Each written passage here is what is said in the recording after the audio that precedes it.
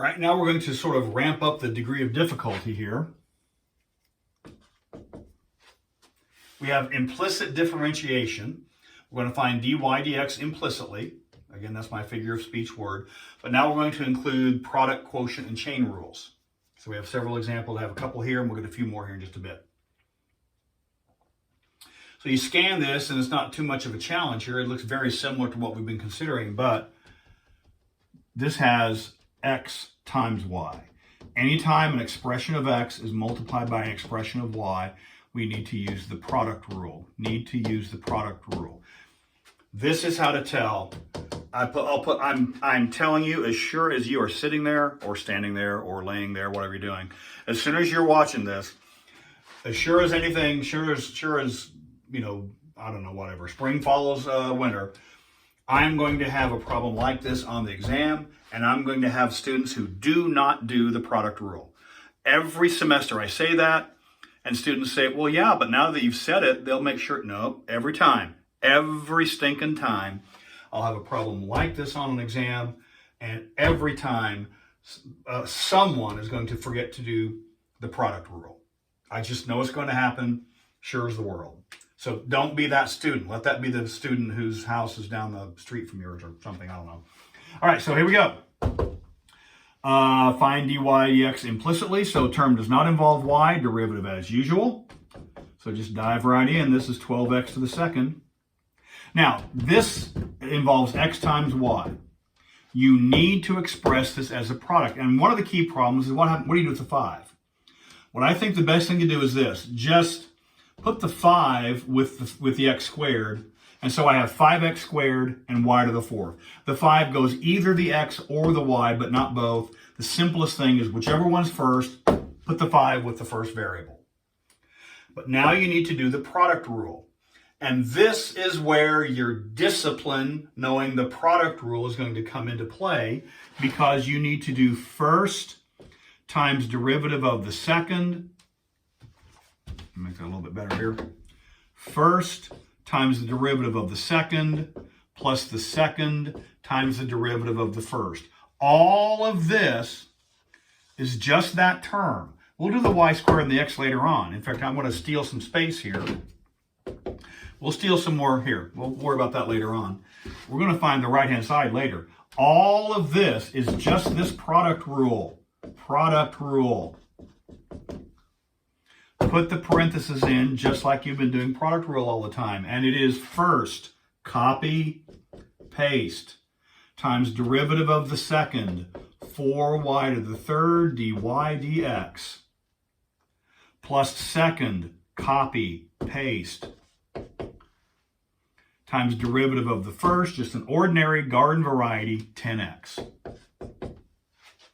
First times derivative of the second requires dy dx. Second, copy paste, no derivative, times derivative of the first, and the derivative of the first does not require dy dx. The most common error I get out of this is students will do this. They'll do 10x to the first times 4y to the third dy dx. Do you see what they did? They just took the derivative of the first and the derivative of the second, and that is as wrong as it can be. When you're multiplying x times y, anytime you have a term involving x multiplied by y, you must do the product rule. Do you see it over here? That's going to be coming down the road at us here pretty soon. Term involves x, term involves y, they're multiplied together. This is going to need the product rule. So we've got our product rule. Now we continue merrily along our little way. 2y dy dx, derivative of a linear term is just the coefficient. Now, we're going to shuffle things around. Before you start to shuffle the dy dx's, it's a good idea. This is not really required, but it really is a good idea to make it look nice. Before you start to move things around on the equation, make it look nice. This is 20, what do I have here? 20x squared y cubed dy dx. And that's a little bit nicer to work with. And then make this look nice. That's 10 xy to the fourth. Just make it look nice. This already looks nice, or as nice as it's going to look. And now we're back on track. The dy dx's go to the left, the non-dy dx's go to the right. Factor and divide the garbage. So the rest of this is as before. So proceed as before. The 12 has to move to the right-hand side. I'm going to have 2 over here. So the negative 12 x to the second is now on the right-hand side. This stays where it is. So I have 20 x to the second, y to the third, dy dx. The 10 xy to the fourth got to move to the right-hand side, and I have a dy dx. So I got a negative 10 xy to the fourth over there. This has to move to the left-hand side of the equation. So I have a negative 2y dy dx, and the 1 stays where it is. Factor out dy dx and divide the garbage. Factor out dy dx, divide the garbage. When you factor out dy dx, your result's going to be a fraction.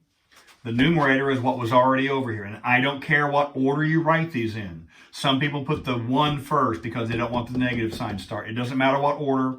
I'm just going to slap it down here. It doesn't make any difference.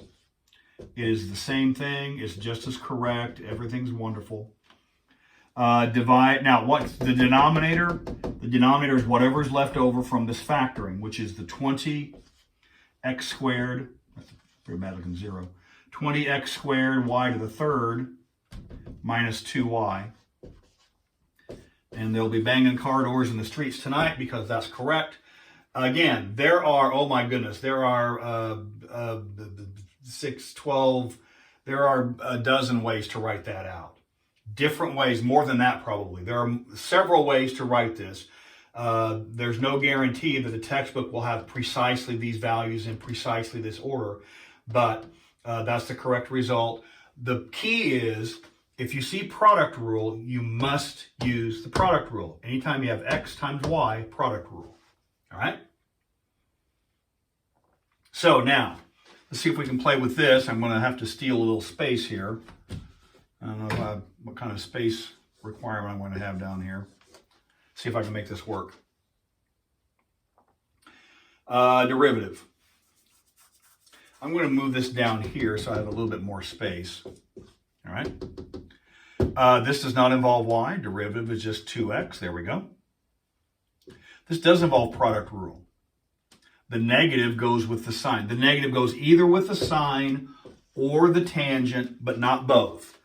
The negative goes either the sign or the tangent, not both. The simplest is just put it with the first one. The derivative of negative sine of x, right? So what do we need? We need, we need product rule. So first times derivative of the second plus second times the derivative of the first. So what I'm going to do is, let's see. This negative sign is going to be persnickety here. What I'm going to do is this. This is a negative 1. I'm going to rewrite this. Maybe I'll use this space here as a rewrite. Here's a bit of caution to work with. Negative sine of x, tangent of y is equal to cosine. All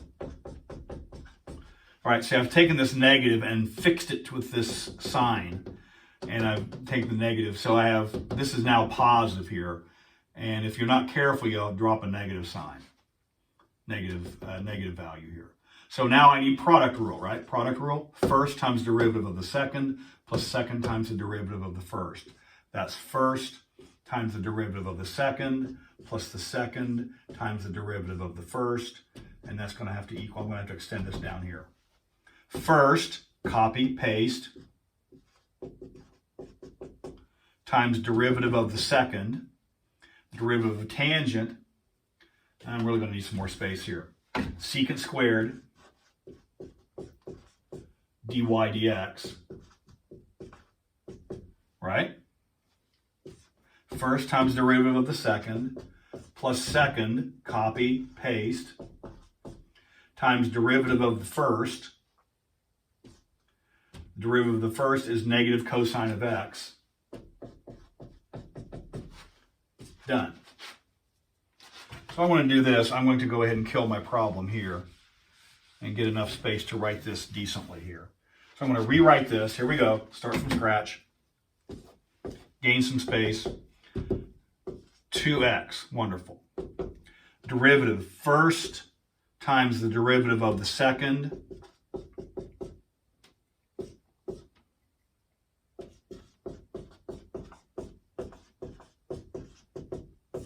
plus the second